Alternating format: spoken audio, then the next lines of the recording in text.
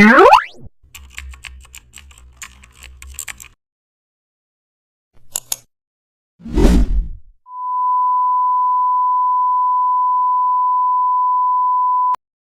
for more updates. Today we are diving into an exciting tutorial how to add cinematic motion to portrait here.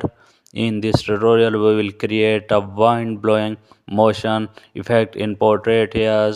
Open your portrait image, duplicate the layer and go to the filter, select blur and select motion blur. Set the angle according to the hair flow directions. Mask out the face and keep the blur only on hair areas. This adds natural movement and volume. Now add a soft brush to paint light streaks on new layers.